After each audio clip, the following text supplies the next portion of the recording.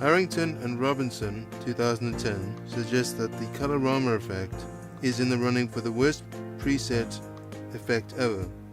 However, it is one of the most advanced techniques in After Effects, as using something like chroma, key or rotor brush effect would be extremely time consuming for the amount of details within the tree branches, especially including the movement of the footage, as you can see in the screen capture.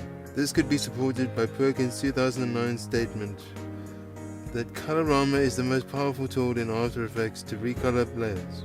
Depth of field is a very clever and interesting technique that is used in the film industry to draw the audience's attention to certain objects or people in the scene, while still having the background in view. Perkins 2010 suggests that it is the most popular technique in cinematography, and it is particularly effective at creating tension and enhancing immersion into the story. Mayer 2007 suggests the disadvantages with depth of field is that if it is overdone or underdone in a scene, it can ruin it.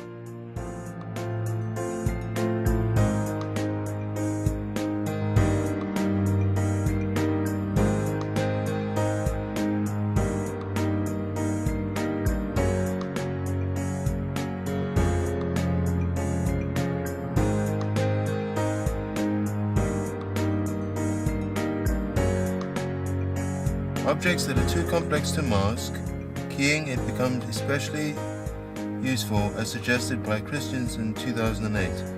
As said, key light is useful in many situations. Difference keying defines transparency with respect to a particular baseline background image. An arbitrary background can be keyed out instead of a single color screen. Jackson 2010 suggests using the key light plugin because a color can be keyed out from video with a couple of clicks.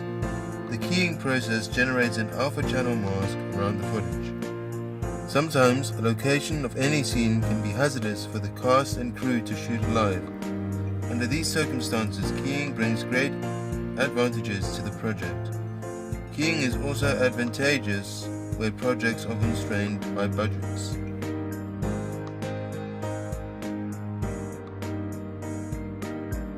Mayer 2007 mentions that there are several ways this can be done. The use of camera rigs is often the easiest. Christian 2008 supports this view and adds that if camera tracking is composed correctly, that it can be a very powerful tool. The scene used camera tracking to follow the main character and place a book that was carried as she ran through the scene.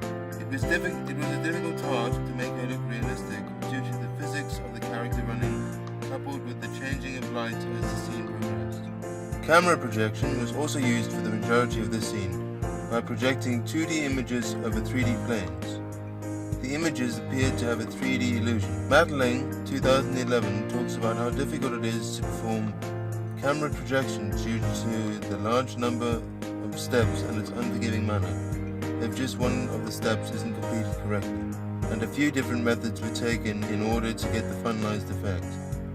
The scene was coupled with the use of depth perception to help give the appearance of a 3D scene. The only issue with camera projection was using multiple images and video clips in the same scene, as projecting shadows and lights through several layers gave a very dark outcome, which was difficult to see through. This was overcome by using one background plate that was projected across 3D planes, and the other elements throughout the scene remained as they were, but positioned differently on the Z-axis to give the depth of perception effect. We used Action Essentials to create the fire effect instead of Trapcar Particular, because it is more realistic and less time consuming to use.